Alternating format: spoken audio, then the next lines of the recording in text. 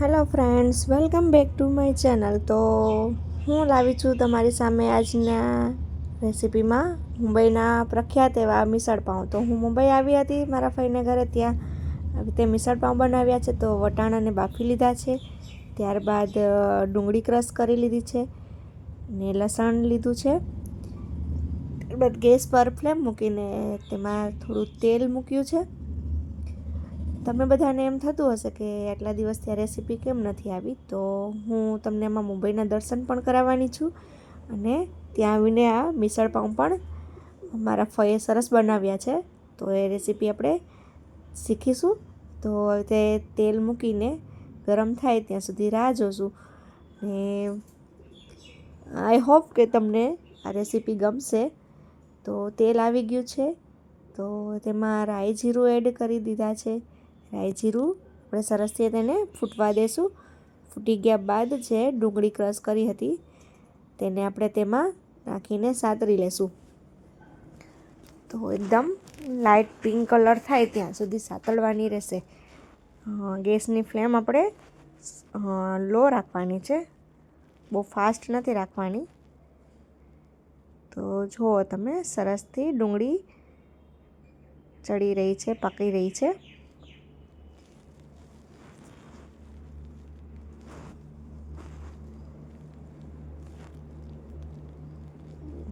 ડુંગળી બફાઈ જાય ત્યારબાદ જે વટાણા આપણે બાફ્યા હતા એ વટાણાના તેમાં આપણે એડ કરી દઈશું.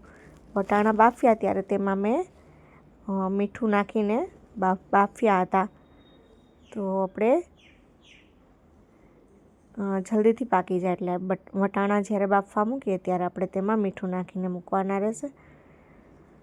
ત્યારબાદ મેં ડુંગળી અને વટાણાને મિક્સ કરી લીધા છે. તો હવે તેમાં આપણે મસાલો કરીશું. તો લાલ મરચું નાખ્યું છે, હળદર નાખી છે, ધાણા જીરું નાખ્યું છે અને નમક 1.5 ચમચી જ નાખી છે, કારણ કે મેં પહેલાં એમાં નાખ્યું હતું.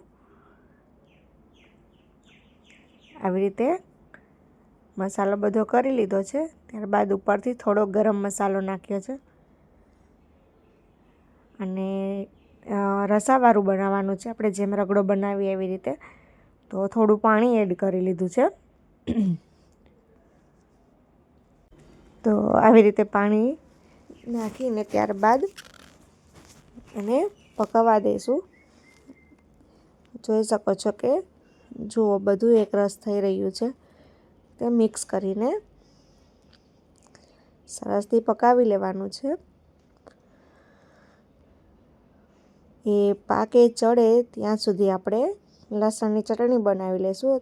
તો આ બની ગયું ત્યારબાદ ત્યાં મિસળ મસાલો રેડીમેડ આવે છે, તો એ રેડીમેડ મિસળનો મસાલો નાખ્યો છે.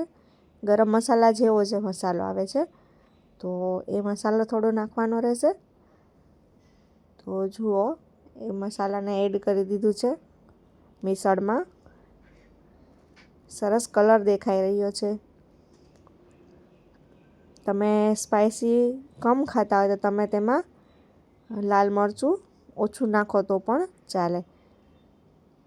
ને લાસ્ટમાં લીંબુ નાખ્યું છે અને જે લસણ લીધું હતું તેને મેં ખાંડણી દ્વારા ખાંડી લીધું છે અને લસણને પણ તેમાં એડ કરી દીધું છે. ઉપરથી એડ કરવાનું રહેશે, પહેલાં એડ કરવાનું નથી. તેનો ટેસ્ટ સરસ આવે છે.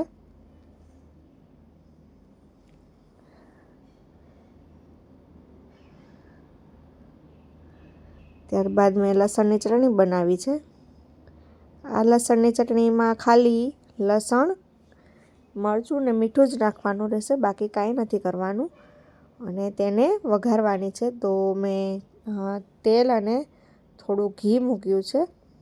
બંને મિક્સ કરીને તેમાં લસણની કળી ખાંડીને નાખી છે.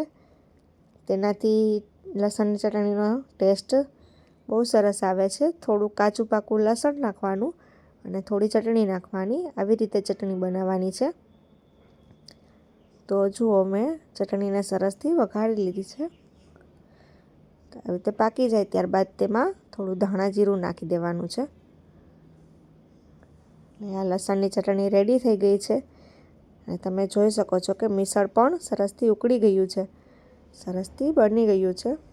તો આપણા મિસળ પાઉં રેડી છે. તો પાઉં લીધા છે, તેની સાથે ડુંગળી ખાવાની રહેશે, લસણની ચટણી છે અને મિક્સ ગાંઠિયાનું ભૂસું છે. મિસળ પાઉં મારા રેડી થઈ ગયા છે.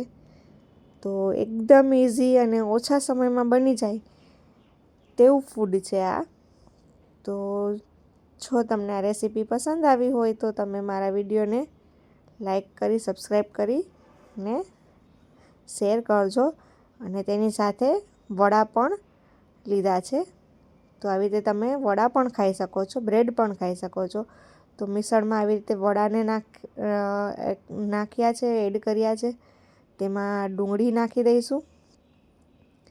ત્યારબાદ જે ગાંઠિયાનું એનું મિક્સ હતું બનાવેલું એ નાખવાનું રહેશે. તો આ રહ્યા મારા મિસળ પાઉં રેડી છે.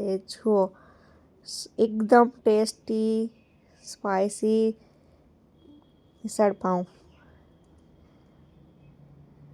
મુંબઈના ફેમસ એવા મિસળ પાઉં. Bye bye.